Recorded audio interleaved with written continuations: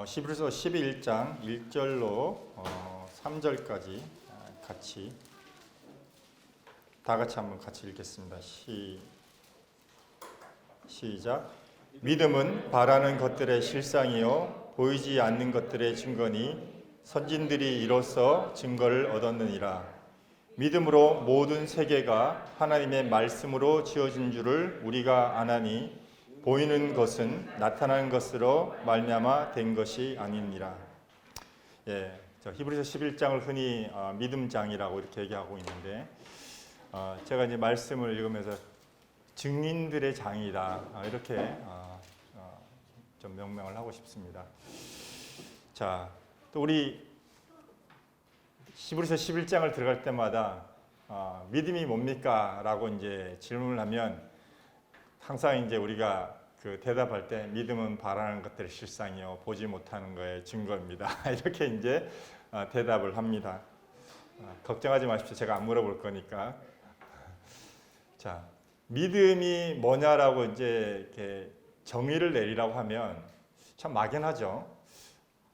뭐라고 알 것 같기는 한데 뭐라고 얘기하기는 뭐가 이렇게 딱 안 떨어지는 그런 게 이제 믿음이라는 단어인데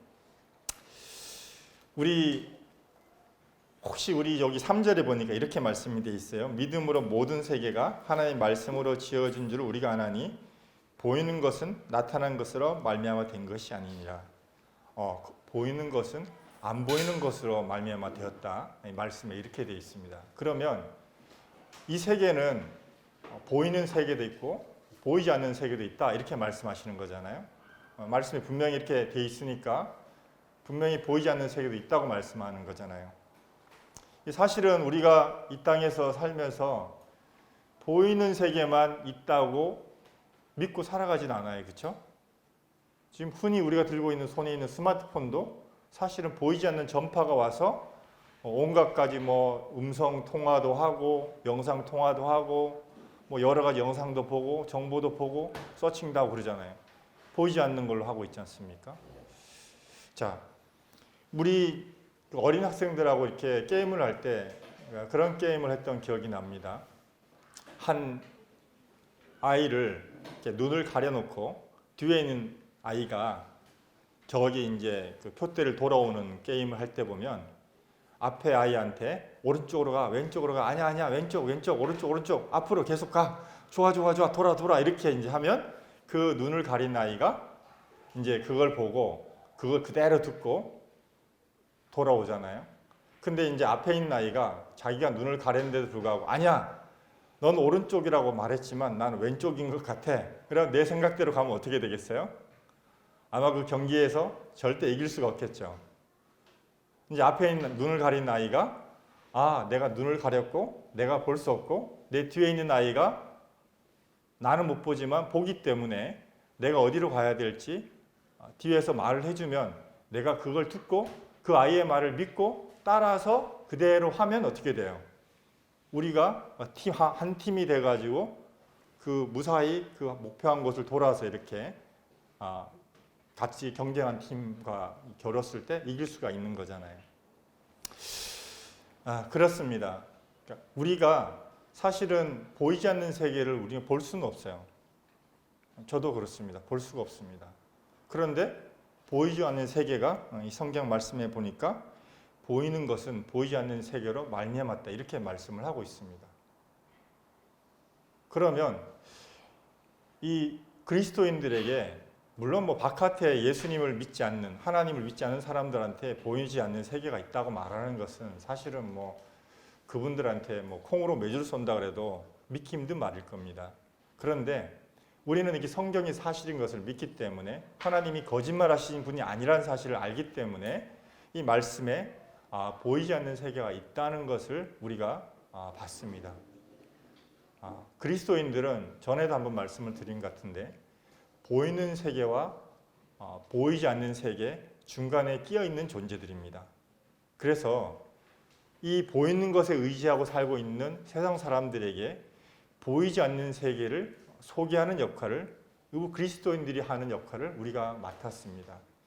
이 똑같은 말씀이 요한복음 1장에 있거든요. 같이 한번 보겠습니다. 요한복음 1장 1장 1절로 3절까지를 같이 읽겠습니다. 시작. 태초에 말씀이 계시니라. 이 말씀이 하나님과 함께 계셨으니 이 말씀은 곧 하나님이시니라. 그가 태초에 하나님과 함께 계셨고 만물이 그로 말미암아 지은 바 되었으니 지은 것이 하나도 그가 없이는 된 것이 없느니라. 이 요한복음 1장에서는 이 말씀이 세상을 창조했다고 이렇게 말씀하고 있습니다. 사실 이 성경은 하나님께서 하신 말씀을 기록한 책이잖아요. 그렇죠? 그럼 이 책이 있기 전에 하나님께서 하신 말씀이 있었거든요. 제가 지금 여러분들에게 말씀을 드리는 것처럼 하나님께서 사람들에게 말씀을 하셨고 그 말씀을 이렇게 저희가 읽을 수 있도록 기록으로 남겨놓은 것이라고 성경은 이렇게 말씀하고 있습니다.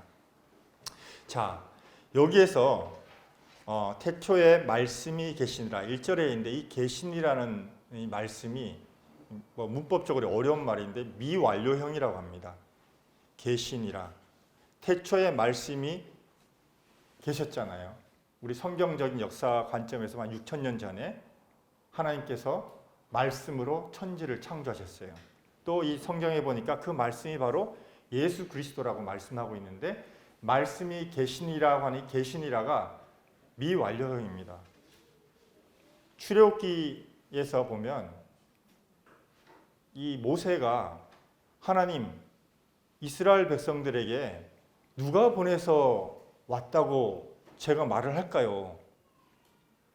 그렇게 말하니까 하나님께서 내가 전에는 아브라함의 하나님, 이삭의 하나님, 야곱의 하나님, 전능하신 하나님, 엘로힘의 하나님으로 나타났지만 이제 너에게 여호와 하나님으로 말해주겠다. 사람들에게 가서 내가 여호와 하나님인 것을 사람들에게 말해라. 그러면서 I am who I am 이렇게 말씀하시면서 나는 스스로 있는 자다 이렇게 말씀하셨어요. 바로 이 나는 이다. 문법적으로 성립이 안 되잖아요. 나는 이다. 성립이 안 되는 말 같은데 하나님은 스스로 계신 분이라는 것을 이렇게 나는 이다라고 말씀을 하셨어요. 그 말씀이 바로 이 요한복음 1장 1절에서 말씀하시는 태초에 말씀이 계시니라 할 때 이 계시니라의 미완료형입니다. n이라는 단어를 썼는데 자 이렇게 이 미완료형이라는 말씀은 뭐냐면 이게 끝난 것이 아니라 계속적으로 진행되고 있다라는 이런 말씀의 뜻이에요.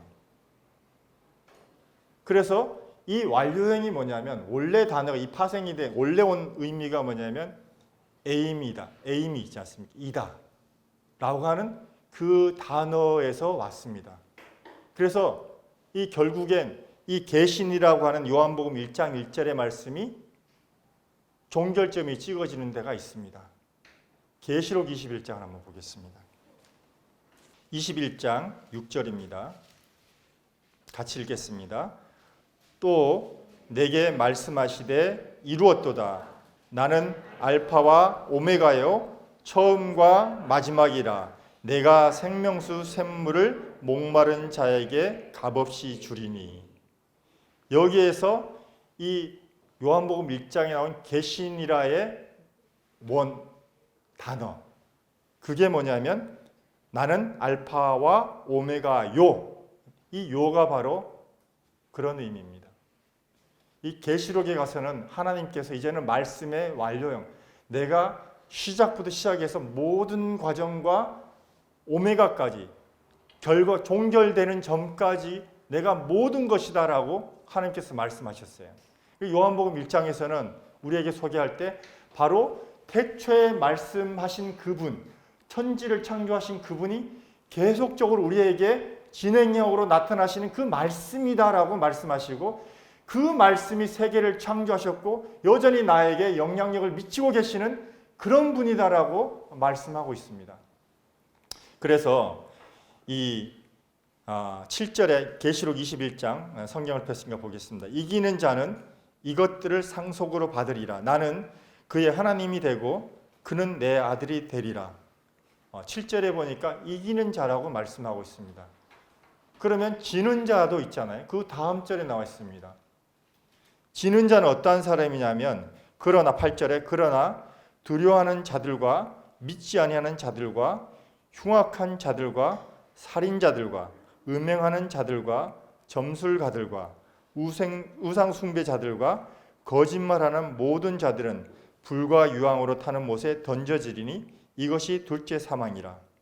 이 마지막에 하나님께서 불과 유황으로 타는 못에 보내는 사람과 하나님 나라에 들인 사람 두 가지를 구별하는 기준이 뭐였냐면 이 말씀에 이렇게 되어 있습니다. 두려워하는 자들과 믿지 아니하는 자들과. 이 두려워한다는 것과 믿지 아니하는 자들이 그 동등어가 뭐 뒤에 가면 뭐냐면 살인자들이나 우상숭배하는 자들이나 흉악하는 자들이나 똑같은 레벨로 하나님께서 보신다는 거예요. 그러면 이긴다는 뜻은 무슨 뜻입니까? 두려워하는 것의 반대말이 무슨 뜻이죠? 염려하지 않는 것이죠. 그렇죠? 자, 그리고 이 믿지 않는 자들의 반대말이 뭡니까? 믿는 자들이잖아요. 그렇죠? 그래서 히브리서 11장에 믿음은 하는 이 믿음을 앞에다가 이렇게 단어를 딱 넣으면 이해가 됩니다. 하나님을 믿음은 하나님의 말씀을 믿는 것은 이렇게 넣으면 뒤에 말이 되게 쉽게 이해가 됩니다. 그래서 믿음은 사실은 내 안에서 쥐어짠 거나 내가 믿음이 돼서 된 게 아니라는 걸 우리는 알고 있지 않습니까? 그래서 믿음은 철저히 뭐냐면 이 기록된 하나님의 말씀이 어떠한가에서부터 시작이 되었습니다. 하나님께서 천지를 창조하실 때 그 말씀으로 천지를 창조하셨고 지금도 우리가 살고 있는 이때도 우리를 진행형으로 하나님께서 그 말씀을 우리를 인도하십니다.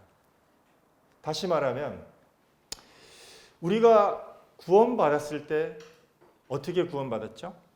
하나님의 말씀으로 구원받았습니다. 그러면 구원받은 이후의 삶은 어떻습니까? 하나님의 말씀으로 살아가는 것입니다. 요한복음 1장 1절에 계시니라 하는 이 말씀의 의미가 그겁니다. 미완료형으로 계속적으로 그 말씀이 나의 영향력을 미치고 있다는 것입니다. 하나님이 천지 창조 한번 딱 할 때만 하나님 말씀으로 천지를 창조하시고 끝난 게 아니라 지금도 여전히 하나님께서 그 주권을 가지시고 이 세계를 말씀으로 다스리고 계신다는 거예요. 언제까지? 마지막 날까지. 오메가, 알파와 오메가 되는 그날까지 하신다는 겁니다. 계시록 한번 더 볼까요? 계시록 22장 한번 더 보겠습니다. 22장 13절입니다. 같이 한번 읽겠습니다. 시작. 나는 알파와 오메가요 처음과 마지막이요 시작과 마침이라. 여기서도 동일하게 나는 알파와 오메가요 한 이 말씀이 요라는 말씀의 의미가 바로 요한복음 1장 1절에서 말씀하고 있는 미완료형이 종결되는 원어 원본대로 에이미로 이렇게 기록이 되어 있습니다. 다시 말씀드리면 하나님께서 말씀으로 세상을 창조하시고 진행되는 과정도 말씀으로 인도하시고 마지막도 말씀으로 하신다는 거예요. 그래서 하나님께서 기록하신 이 말씀이 세상 끝날까지 1.1획도 변개치 않는다고 말씀하신 이유가 그겁니다. 그러면 어떻습니까? 우리가 배를 항구에 댈 때도 그 닻을 어디에 놓습니까? 항구에 튼튼한 그 세기둥 안에다가 밧줄을 던져서 거기다 묶어 놓습니다. 떠내려가지 않는 데다가. 우리의 믿음도 어디에다 묶어놔야 됩니까? 흔들리지 않고 변개치 않고 영원히 있는 하나님의 말씀에다가 우리의 믿음도 그 근거가 거기에 있어야 되는 것이고 살아가는 과정도 이 말씀에 있는 것입니다. 믿음에 대한 사전적인 의미를 보면은 믿는 마음 또는 신과 같은 성스러운 존재를 신뢰하고 복종한다 이런 말씀이 단어적인 뜻을 가지고 있습니다. 그래서 믿음은 사실은 우리가 그런 말 많이 하잖아요. 믿음이 안에서 생겨나는 겁니까? 밖에서 들어오는 겁니까? 대부분이 하나님을 잘 알지 못하고 성경을 알지 못하는 분들을 만나면 안에서 생겨나죠. 이런 말씀을 항상 답을 10중 8구 그렇게 듣습니다. 그런데 우리가 알지 않습니까? 믿음은 어떻게 되는 거예요? 밖에서 들어오는 거라고 이렇게 우리가 알고 있습니다. 어떻게 해요? 믿음은 들음에서 나고 들음은 그리스도의 말씀으로 말미암는다 그랬습니다. 그래서 믿음의 시작은 어디냐면 하나님의 말씀으로 시작되는 것이고 과정도 하나님의 말씀이고 결론도 하나님의 말씀인 것입니다. 내가 믿습니다 이렇게 해서 절대 내 안에서 생겨나는 믿음, 이거 가짜 믿음이죠. 뭔가 또 환경이 바뀌고 나면 그 믿음은 뭐 온데간도 없어지는 게 그런 믿음이잖아요. 그래서 우리는 견고한 닷대시는 이 말씀에 우리의 밧줄을 이렇게 묶어놓은 것이 우리의 믿음인 것을 우리는 알고 있습니다. 이스라엘 백성들이 출애굽을 했을 때 하나님께서 이스라엘 백성들에게 이제 계명을 주실 생각을 가지고 있습니다. 60일이 지나고 이제 석 달째 접어들었을 때 하나님께서 모세를 부르셔서 산 꼭대기에서 이스라엘 백성들에게 모든 율법과 또 성막을 지을 모든 양식들을 알려주시고 그들에게 십계명을 알려주셨습니다. 모세를 통해서요. 그런데 이스라엘 백성들이 40일 동안 모세가 산에서 내려오지 않자 난리가 났어요. 우리를 인도할 모세가 사라진 거예요. 그동안 애굽에서 10번의 재앙을 통해서 하나님이 어떠하심을 나타냈던 이 정말 혁혁한 사람, 우리를 인도한 이 모세, 대단한 사람, 위대한 사람, 바로와 맞짱 떠서 이긴 사람, 대단한 사람, 홍해에서 이스라엘 백성들을 다 물로 건너가게 하고 애굽의 백성들을, 애굽의 군인들을 다 바로와 함께 수장시킨 이 놀라운 사람, 물론 그 뒤에 하나님이 계셨지만 이스라엘 백성들은 하나님께서 그렇게 기적과 이적을 통해서 말씀하셨는데 하나님을 본 것이 아니라 모세를 봤습니다. 그래서 이 모세에게 모든 희망을 다 걸고 있다가 모세가 내려오지 않자 어떻게 했어요? 아론을 추궁하기 시작했습니다. 우리를 인도할 신을 만들라고. 우리를 애굽에서부터 인도해낸 신을 만들라고. 이스라엘 백성들이 400년 동안 애굽에서 본 것이 뭐냐면 눈에 보이는 신이었습니다. 이스라엘 백성들 알잖아요. 5만 가지 것들을 다 신으로, 심지어는 파리까지, 이까지 신으로, 먼지까지, 티끌까지 신으로 섬기던 사람들이었어요. 눈에 보이는 자기들을 해롭게 하고 또 이롭게 할 만한 것들은 보이는 대로 다 신으로 삼아서 섬겼던 사람들이었어요. 그 가운데서 400년간 이스라엘 백성들이 한 번도 하나님께로부터 오는 직접적인 음성을 듣지 못하고 이 10번의 아주 짧은 시간에 10번의 기적을 통해서 마지막 6월절 이 어린 양의 죽음을 통해서 그들이 출애굽해서 광야로 나왔습니다. 이들에게서 바라보는 신은 어떤 신일까요? 보이지 않는 하나님이라고 하는 거, 이 믿겨지지가 않는 거예요. 400년 동안 한 번도 그런 신을 만난 적이 없는 거예요. 항상 그들에게 눈에 보이는 신이 유일한 신이었어요. 왜? 가장 대세였던 이집트 사람들이 섬겼던 신들이 바로 그런 신들이었기 때문에 그렇습니다. 그래서 이스라엘 백성들이 모세가 더디 내려오는 걸 보고 그들에게 몸에 있던 장신구, 귀고리를 다 빼가지고 어떻게 했어요? 신을 만들었습니다. 어떤 신을 만들었죠? 애굽 사람들이 섬기던 그 송아지 신, 금송아지 신을 만든 거예요. 그들 나름대로 최상의 신이 바로 이 금송아지였습니다. 왜? 그게 애굽에서 가장 큰 신이었거든요. 여러 신들이 있지만 가장 큰 신이었거든요. 그래서 그들이 나름대로 그들의 장신구, 그들의 돈을 다 몸에서 떼가지고 비싼 것들을 다 떼서 최상의 것들을 만든 게 뭐냐면 금송아지 신이었습니다. 보이는 신을 만든 것이죠. 하나님이 바로 직전에 시내산에서 모세에게 주신 율법이 무슨 율법입니까? 첫 번째로 20장 출애굽 20장 3절에 너는 나 외에는 다른 신들을 내게 두지 말라. 애굽의 다신 숭배하는 그 환경에 살고 있던 사람들한테 하나님만이 유일한 신이야. 다른 신은 없어. 하나님만이 유일한 신이기 때문에 하나님만 섬겨라. 또 이렇게 말씀하셨습니다. 4절에 20장 4절에 너는 너를 위하여 새긴 우상을 만들지 말고 또 위로 하늘에 있는 것이나 아래로 땅에 있는 것이나 땅 아래 풀 속에 있는 것에 어떤 형상도 만들지 말며 그것들에게 절하지 말며 그것들을 섬기지 말라. 유일하신 하나님을 섬기되 또 하나님이 이런 모양이다 저런 모양이다 하고 형상을 만들지 말라는 것입니다. 왜 그렇습니까? 사람들이 우상을 만들었을 때 하나님을 어떤 형상으로 만들었을 때 일어나는 일들을 알거든요.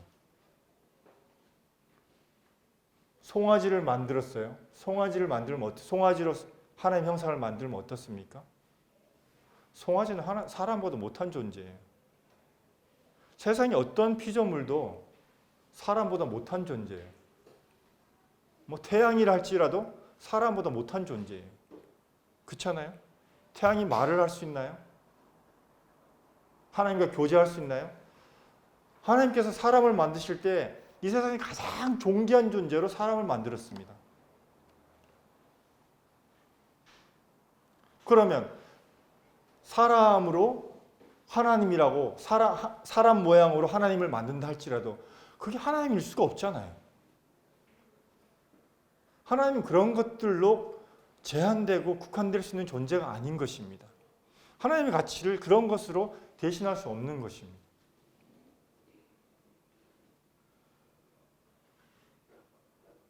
절에 가서 보면 들어갈 때 그 앞에 들어가면 아주 흉측한 그 사천왕상이 막 지키고 있습니다. 사람들이 그걸 보고 그 무서움, 위협에 놀려가지고 귀신들이 거기에서 떠나가도록 하기 위해서 그걸 만들어놨다 그러더라고요. 그 안에 들어가면 대웅전에 가면 어떻습니까? 부처상을 한 사람이 거기 앉아 있습니다. 그게 어떻게 신이 될 수가 있습니까? 사람들이 가끔씩 거기 가서 자기 헌금하고 돈 내고 자기 기도 제목하고 그런 것으로 하나님이라고 신이라고 할 수가 없지 않습니까?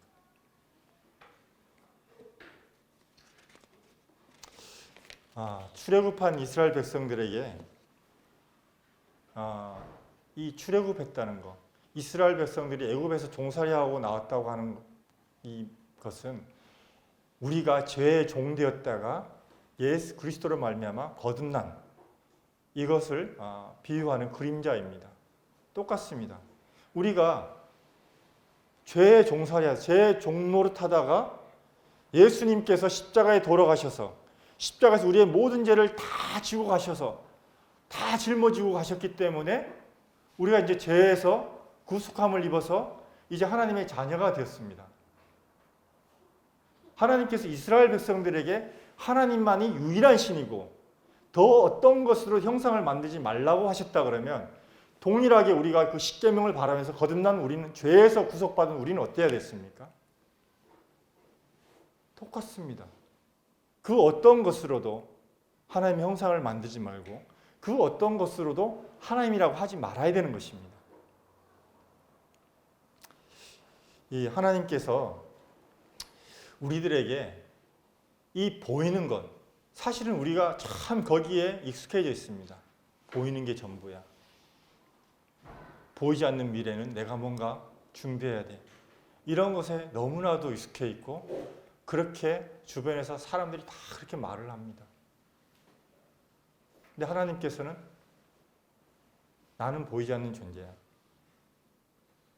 보이지 않는 존재라서 온 세상을 만들고 지금도 이 세상을 내가 주권 하에 운행하고 있어라고 하나님께서 말씀하고 계십니다. 우리가 누구의 말을 들어야 되겠습니까? 사단은 뱀의 말을 들었습니다. 아담과 하와는 뱀의 말을 들었습니다. 사단의 말을 들었습니다. 우리는 그 뱀의 말을 들은 것 때문에 우리가 하나님과의 관계가 끊어진 것을 알고 있습니다. 그러나 예수 그리스도 이 땅에 오셔서 하나님의 말씀을 들었기 때문에 그분이 전적으로 순종하셨기 때문에 하나님과 우리 사이에 끊어진 관계를 연결시켜 주셨습니다. 이제 우리가 뱀의 말을 듣지 않고 사단의 말을 듣지 않고 세상의 말을 듣지 않고 하나님의 말씀을 들을 수 있도록 우리를 하나님과 연결시켜 놓으셨습니다. 이제 히브리서 11장 처음에 읽었던 말씀처럼 하나님께서 우리를 증인으로 부르셨습니다. 하나님 그분이 살아계시고 나의 삶을 통해서 그분이 나와 함께 하시고 역사하신 분이라는 이 사실을 믿는 자들로 하여금 그것을 증거하도록 우리를 부르셨습니다. 공간복음서 마태, 마가, 누가복음 이 뒷부분에 보면 맨 마지막에 보면 하나님께서 승천하시기 전에 제자들에게 똑같이 하신 말씀이 있습니다. 우리가 잘 아시는 대로 마태복음 28장 19절에 너희는 가서 모든 민족으로 제자를 삼으라고 이렇게 말씀하고 있습니다. 또 마가복음에는 이렇게 말씀하고 있습니다. 16장 15절에 너희는 온 천하에 다니며 만민에게 복음을 전파하라. 누가복음에는 또 그의 이름으로 죄사함을 받게 하는 회개가 예루살렘에서 시작하여 모든 족속에 전파될 것이니 기록되었으니 너희는 이 모든 일의 증인이라. 이렇게 예수님께서 명령하고 계십니다. 요한복음 마지막에는 요한이 이 복음서를 기록하고 나서 마지막에 21장 24절에 이 일을 증언하고 이 일을 기록한 제자가 이 사람이라. 우리는 그의 증언이 참된 줄 아노라. 내 복음서의 마지막 부분, 이 결론 부분에 해당하는 부분들을 다 종합해 보면 뭡니까? 우리가 그분의 증인으로서 이제 제자를 삼으라 이렇게 말씀하고 있습니다. 예수님이 그 제자들에게 제자를 삼으라라고 이렇게 말씀하셨다 그러면 이 제자는 어떤 뜻이죠? 제자가 있다는 것은 제자는 누군가에게서 배우는 사람이지 않습니까? 그렇죠? 스승이 있고 제자가 있지 않습니까? 제자들에게 제자를 삼으라 이렇게 말씀하셨습니다. 그럼 이 제자들이 들을 때 연상을 하게 됩니다. 제자란 어떤 거지? 예수님께서 우리를 부르실 때 그분이 밤새도록 기도하시면서 우리를 부르셨어. 그리고 우리 12를 세우셨어. 물론 이때는 유다 빼고 11명이지만 우리를 세우셨어. 그리고 그분이 3년 반의 공생애 동안 우리와 함께 거하시고 함께 먹고 함께 자면서 하나님의 말씀을 증거해 주셨어. 그분의 삶으로 하나님이 어떠하신 분인지, 하나님 우리에게 무슨 말씀을 하셨는지 그분께서 우리들에게 말씀해 주셨어. 그래서 이 제자들이 딱 너희들이 제자를 삼으라고 말씀하셨을 때 이것은 분명히 내가 너희들에게 제자를 삼고 너희들에게 한 것처럼 너희들이 복음을 전하는 이 사람들에게 이렇게 하라라고 하는 말씀이 포함되어 있는 것입니다. 그들이 예수님부터 그렇게 배웠기 때문에 그들에게서 이 제자의 정의는 그런 것입니다. 사도행전에서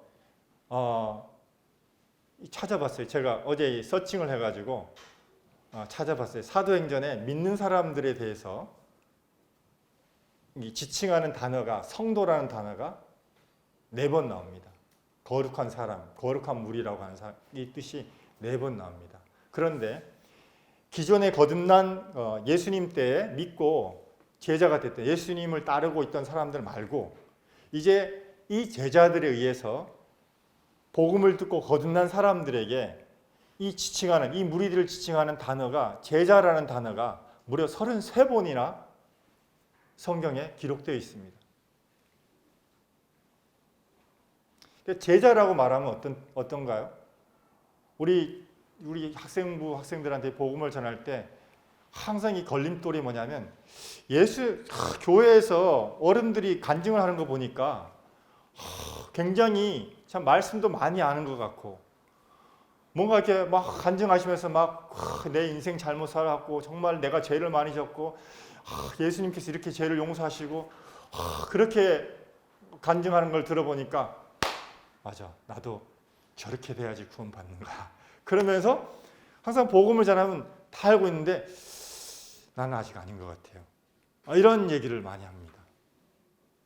왜냐하면 이 아이들 속의 기준에서 이렇게 되어야지만 거듭난 사람이다라고 하는 나름대로의 기준이 있어요. 그래서 이 복음을 전할 때 그런 얘기를 합니다. 너 중학생이 돼서 중학생의 삶을 배우는 거야? 아니면 중학생의 삶을 다 배우고 나서 중학생이 되는 거야? 이렇게 질문을 하면 그거야 중학생이 되고 나서 학교에 가서 생활하면서 중학생이 어떻게 사는지를 배우죠. 공부도 그렇게 하고요. 그렇습니다. 이 사도행전에 보면 제자들이 뭐 몇 년간의 제자들 밑에서 거듭난 사도들 밑에서 몇 년간의 공부를 해서 교회를 열심히 다녀서가 아니라 단지 몇 주 동안, 단지 며칠 동안 이 복음을 듣고 성령이 그 안에 들어간 사람들에게 제자라고 말씀을 하고 있습니다.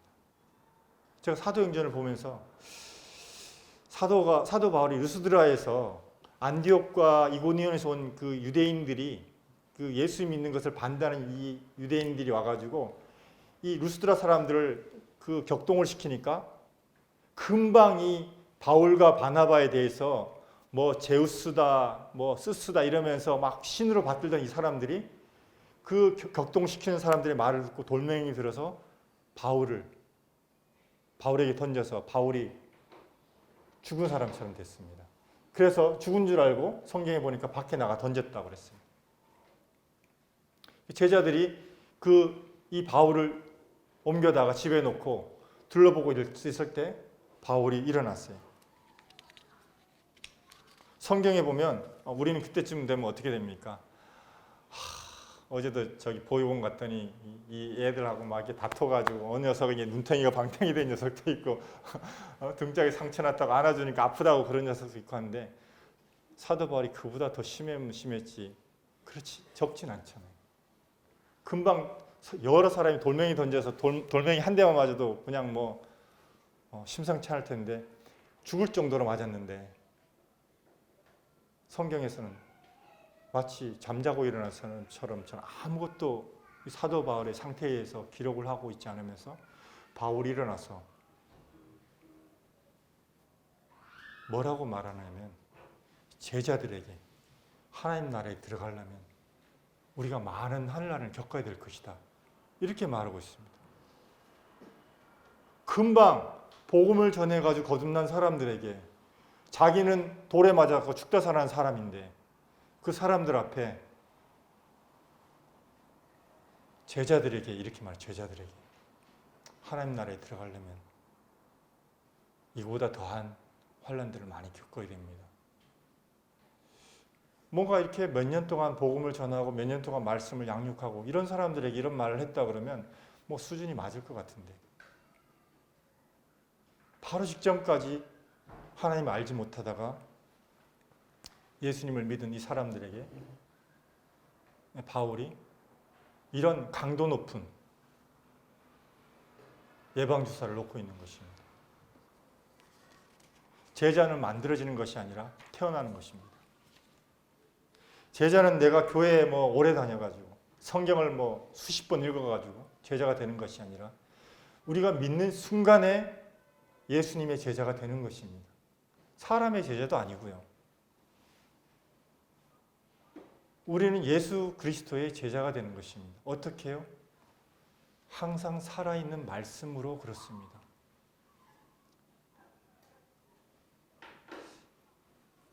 하나님께서 나에게 뭐라고 말씀하시냐. 그래서 이 성경 말씀은 뭐 가장 최근에 기록된 책이 2000년 전에 기록됐잖아요. 근데 이건 완성된 책이 아니라 살아있는 책입니다. 내가 오늘 맥체인 성경 분량 다 읽었다. 이거 아니라 하나님이 정말 오늘 나에게 나의 삶에 대해서 어떻게 말씀하시냐. 그분이 나에게 뭐라고 말씀하시냐.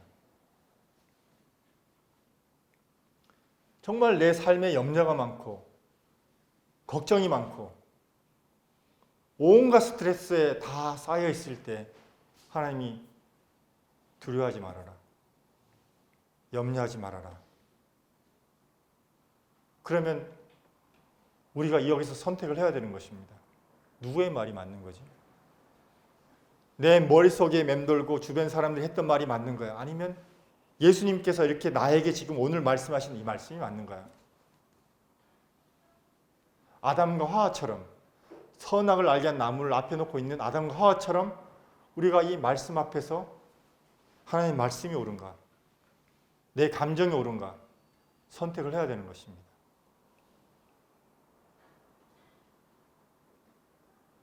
그래서 말씀이 육신이 되어서 우리 가운데 거하신다고 말씀하셨고 마태복음 28장 맨 마지막에 내가 세상 끝날까지 너희와 항상 함께 있으리라 이렇게 하나님께서 예수님께서 약속을 하셨습니다. 아니 조금 있으면 예수님이 부활하시고 승천하셔서 하나님 우편에 앉아 계시는 분인데 이분이 어떻게 우리와 항상 함께 하신다고 약속을 하신가요? 그분이 성령님을 보내신다고 말씀하셨는데 이 말씀입니다. 성령님은 예수님께서 하신 이 말씀을 기억나게 하고 깨닫게 하신다고 그러셨어요. 그래서 우리가 이 말씀을 통해서 하나님께서 오늘 나에게 현재형으로 뭐라고 말씀하시냐? 내 감정이 옳으냐? 주변에서 들려온 소리가 옳으냐? 아니면 이 말씀이 옳으냐? 그래서 하나님께서 우리를 증인으로 부르셨습니다. 우리는 우리 각자의 삶에서, 가정에서 자녀들에게 증인이 되어야 됩니다.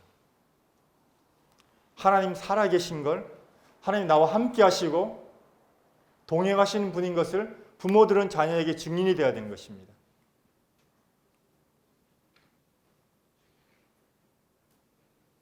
자녀들이 정말 하나님을 보지 못한다는 것은 죄송하지만 전적으로 부모들에게 1차적인 책임이 있습니다. 2차적으로는 교회가 책임이 있겠죠. 우리가 하나님이 살아계신 걸 믿고 있고 내가 그분을 따르고 있다는 것을 나의 자녀들이 보지 못한다 그러면 내가 어떻게 하나님을 믿는다고 말할 수 있겠습니까? 보이지 않는 하나님을 믿는다고 말할 수 있겠습니까? 내 학교에 있는 친구들이 나를 통해서 하나님을 보지 못한다 그러면 어떻게 내가 살아계신 하나님을 믿는다고 말할 수 있겠습니까? 내 직장에서 똑같이 다른 사람들하고 똑같이 그렇게 행동하면서 그냥 돈벌이 정도로만 생각하고 직장을 나간다 그러면 어떻게 사람들이 내가 하나님을 믿고 있고 나와 하나님이 동행하는지 어떻게 알겠습니까? 살아계신 하나님이 계시다는 걸 어떻게 알겠습니까? 우리를 하나님께서 이렇게 증인으로 부르셨습니다. 우리 형제자매 여러분, 이 말씀은 저도 동일하게 해당되는 말씀입니다. 우리가 이걸 잃어버립니다. 말씀이 어떠한 건지, 예수 그리스도께서 부활하셨다는 것이 어떠한 의미인지, 그분이 살아계시는데 왜 나에게 영향을 안 미치겠습니까? 나를 왜 인도하지 않겠습니까? 나를 왜 안 도와주시겠습니까? 그분이 나보다 훨씬 나를 더 잘 알고 계신 분인데, 나를 인도하시는 분인데 우리가 이 하나님을 신뢰해야 되지 않겠습니까? 그래서 히브리서 11장은 시작이 아벨로부터 시작합니다. 가인의 제사가 아니라 아벨이 드린 제사, 하나님께서 말씀하신 대로 드린 제사,